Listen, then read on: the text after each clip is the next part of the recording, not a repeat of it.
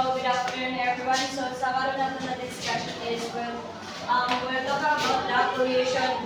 And the first topic is it's all about the atmosphere layers. So first is we're gonna define what is Earth's atmosphere. So, pakibasa. Dito na. The Earth's atmosphere is a layer of the gases which protects the Earth from radiation and cosmic rays coming from the outer space.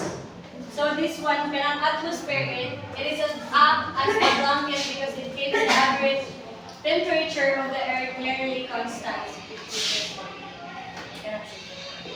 Then, the Earth's atmosphere can be divided into 5 main layers, which is the troposphere, stratosphere,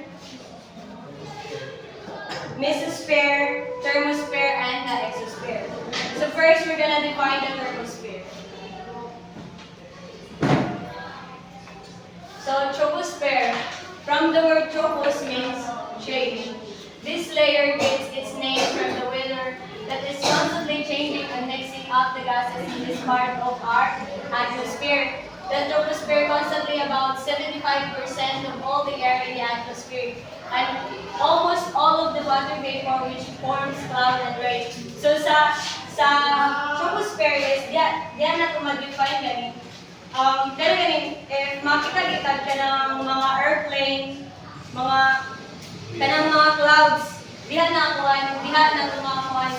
belong sila sa troposphere na area which is there is a first layer siya. Di ba? Try to imagine the Earth tapos kanang 0 to 12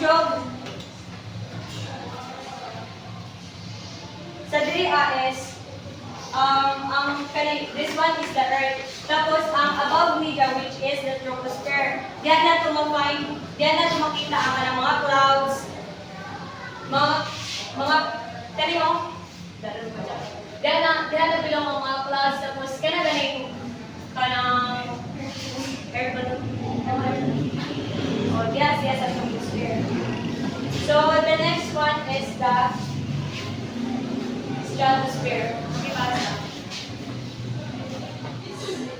This layer of our atmosphere has its own set of layers. The boundary between the stratosphere and the troposphere is called the tropopause. It is a region where Earth is flat. Yes. Sa ganing sa stratosphere is diya siya sa babaw siya sa thermosphere which is ang middle niya, ang in between sa stratosphere of troposphere is what we call the tropopause which is diyan na ito makita ang kanang mga airplane o diba sa Lego is makita na ito is gabi na kalayo sa airplane. Diya siya sa tropopause mag-agi. So the third one is the mesosphere. So meso means middle. Middle siya kay di ba we have 5 divided into 5 which is ang mesosphere is not siya sa middle.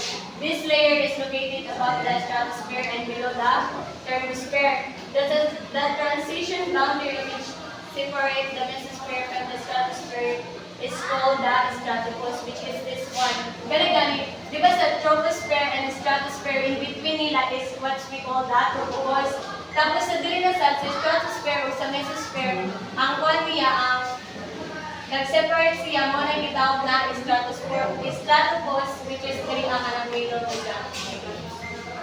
Which is diha galing sa diha na part is diha na ganito makita ka na yung mga nature ka na mga magsiga ng mga rock. Nature. Kanang mga nature is one na siya mga piece of rock or matter that has been broken off in a space and traveled through the atmosphere. Kanang paggabi, ganito kita na to.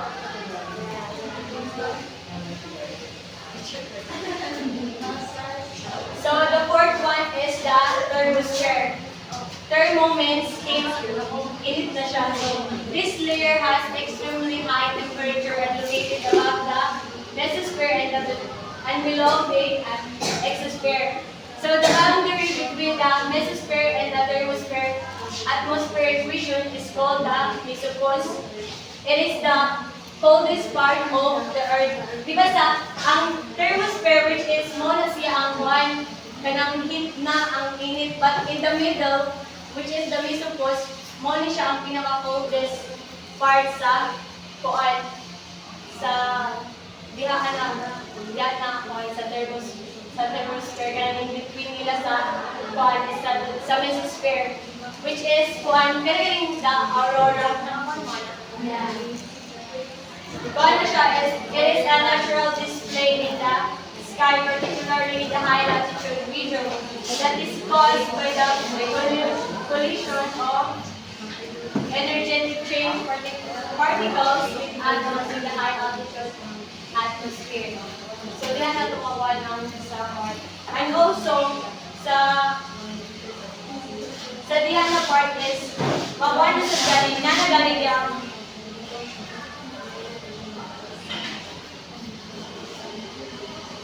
sa diha kani sa iba thermosphere, tapos ang kanang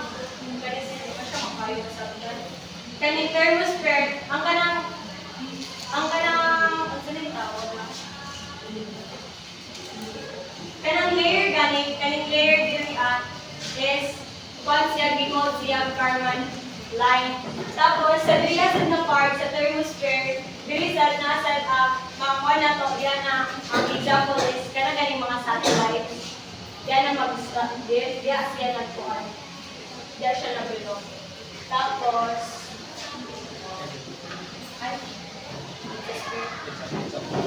so the last one is exosphere. The exosphere represents the outer bubble of the Earth's atmosphere. In this layer, atoms and molecules escape into space, and higher altitude satellites orbit our planet. So sa dirian na part is nana siya sa kuan na sa gawas na outermost sa exo means outside na siya sa gawas. So ang sa dira kay kanang mga space station. Tapos mga satellite na at the same time. Sa dira na part. So, manana sa So, kung sa ito ang 1.5 ka the Earth atmosphere divided into 5, kung sa ito si Troposphere, stratosphere, pinaka-ikugod yun. Troposphere,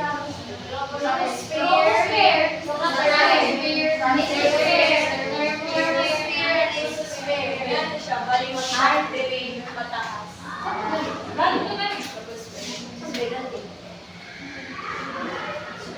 So the next one is the greenhouse gases.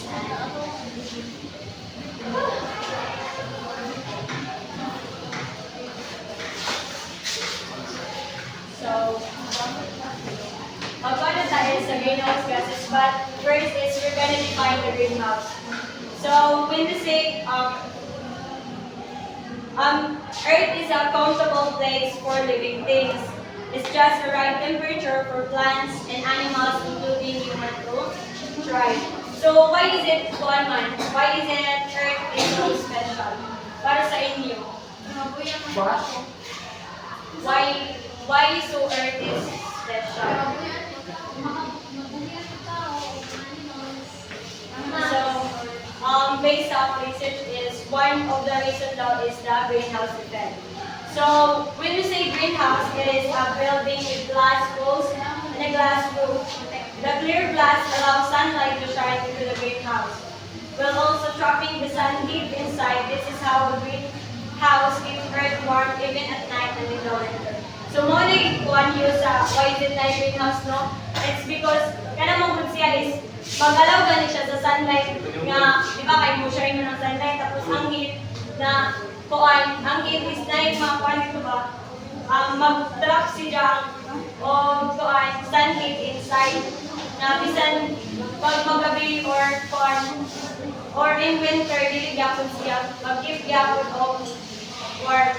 So the greenhouse effect keeps Earth warm and pretty much the same way. So, kung sa greenhouse kuan sa ingana is magkuan siya lain sa same side sa Earth. which is, although ang Earth wala siya nag-surround gani sa kanang gases, but it is surrounded by a jacket of gases. It's called the atmosphere. Mo to gaina. Di ba kay ang Earth mo ni siya circle ang Earth. Kadong nagsunod na layer kay sa iya. It's mo to siya ang atmosphere na kuan. Bali siya ba ang kumbaga siya ang nag-jacket gani sa kuan sa Earth blanket.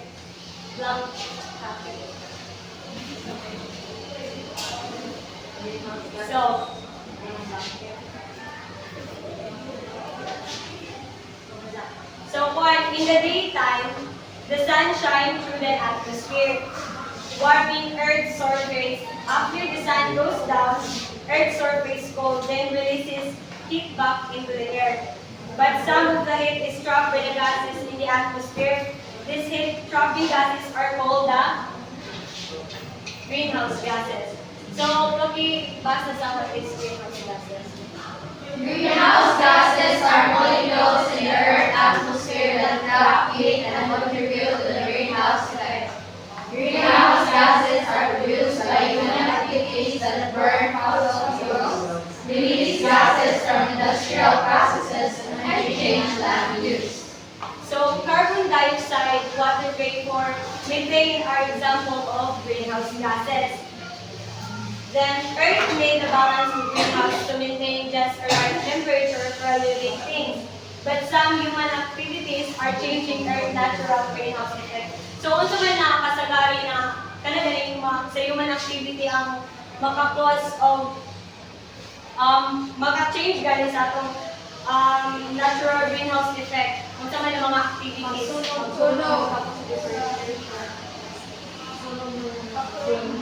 So this one, how are greenhouse gases affected humans? So kung ibasa, Climate change is threatened with worsening air pollution, which can cause health risks like heart and lung diseases. They cause climate change by trapping heat, and they also contribute to respiratory disease from smog and air pollution. so this is one of the examples kung ano ganing kuan burning fossil fuels like coal and oil releases more carbon into our atmosphere.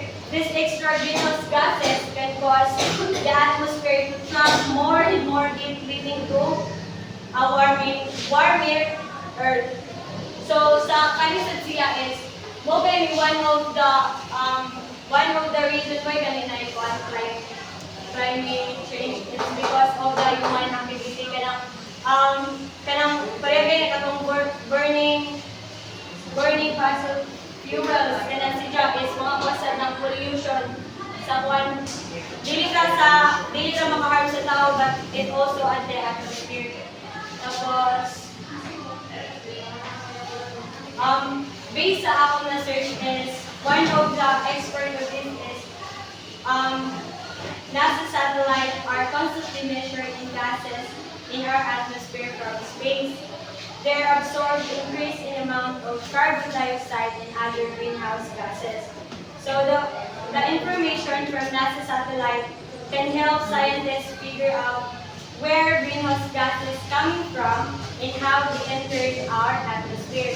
So this also helps us better understand the impact that greenhouse gases have on our climate and help us better understand this very special greenhouse that we call home. Yes.